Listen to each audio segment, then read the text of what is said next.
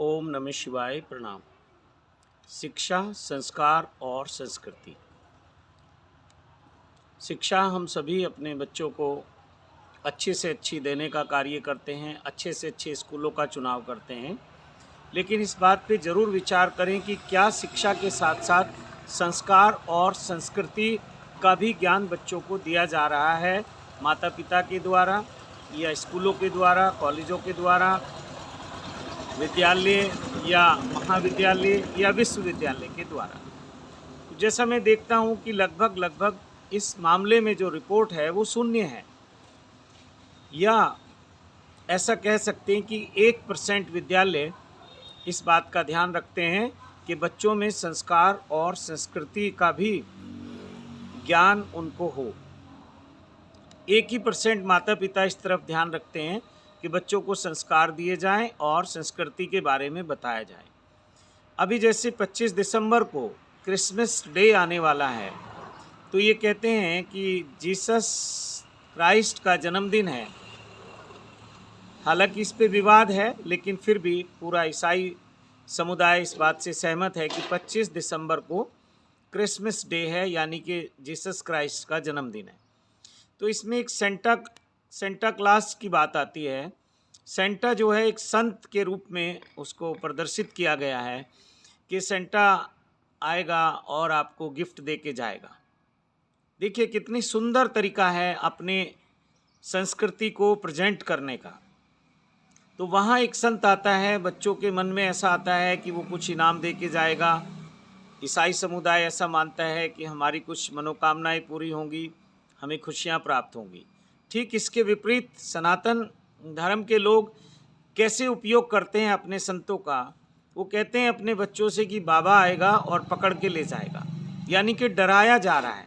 तो ये शुरुआत कहाँ से हुई? जबकि सनातन में तो ऋषियों की परंपरा है, संतों की परंपरा है। गुरुकुल जो होते थे या कहें कि जो विद्यालय होते थे वो संतों के द्वारा संचालित होते थे, और जीवन की एक अवस्था यानी कि जो बचपन है वो गुरुकुल में, यानी कि गुरु के सानिध्य में, संतों के सानिध्य में।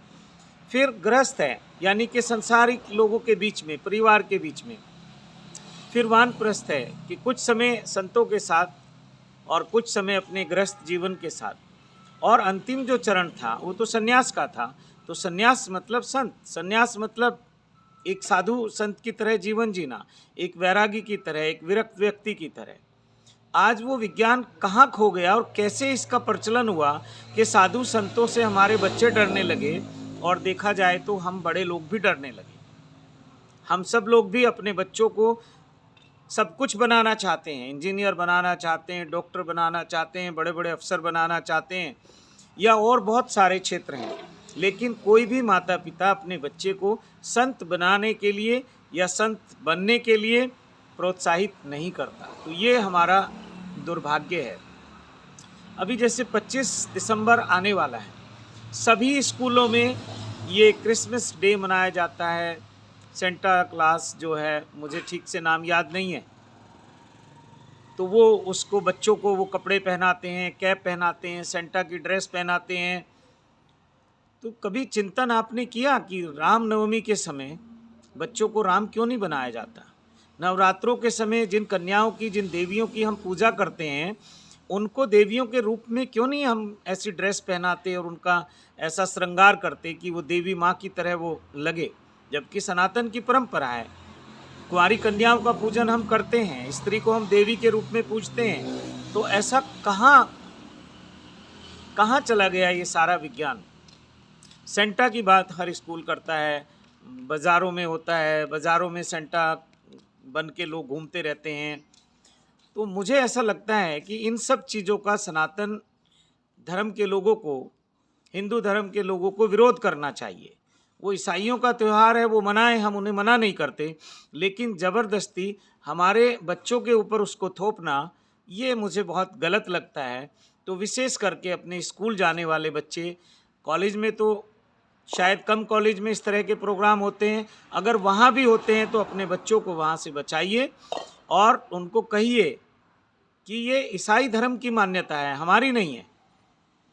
और हमारे यहाँ बहुत सारे ऐसे त्यौहार आते हैं, जैसे कृष्ण जन्माष्टमी को हम अपने बच्चों को कृष्ण क्यों नहीं बनाते, रामनवमी को राम क्यों नहीं बनाते, या नवरात्रों में अपनी कन्याओं को हम देवी के रूप में क्यों नहीं उनको पूजते। पूजा भी करते हैं तो हम उस स्वरूप में उनका श्रृंगार नहीं करते। ये स्कूलों को करना चाहिए, क्योंकि स्कूल एक बहुत बड़ा हिस्सा है बच्चे के जीवन में संस्कार और संस्कृति का ज्ञान देने के लिए।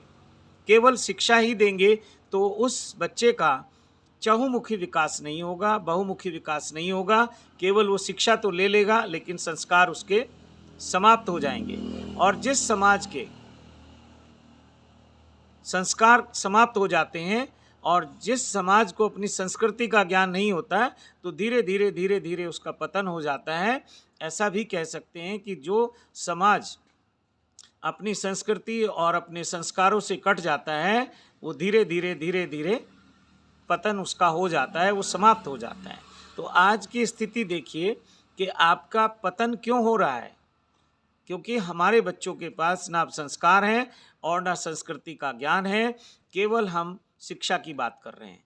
तो शिक्षा के साथ साथ संस्कार की बात भी करें और संस्कृति की बात भी करें, और जो भी कुछ समाज में हो रहा है, दूसरे जो समाज हैं या दूसरे जो कम्युनिटी है, दूसरे धर्म हैं, उनके द्वारा कुछ चीज़ें हमारे ऊपर थोपी जा रही हैं, हमारे संस्कारों को कमज़ोर किया जा रहा है, तो उसका विरोध करना चाहिए। ये समाज का, सोसाइटी का, माता पिता का, सबका कर्तव्य है। कल्याण इंटरनेशनल स्कूल इस मामले में प्रतिबद्ध है कि कल्याण इंटरनेशनल स्कूल में पढ़ने वाले बच्चों को शिक्षा के साथ साथ संस्कार और संस्कृति का ज्ञान देने के लिए हम प्रतिबद्ध हैं। यही हमारी विशेषता है। इसी के साथ वाणी को विराम देता हूँ और इस विषय पर हम चर्चा करते रहेंगे। समय समय पर जब भी ऐसा लगेगा कि कुछ चर्चा का विषय है तो ज़रूर चर्चा करेंगे। ओम नमः शिवाय। प्रणाम।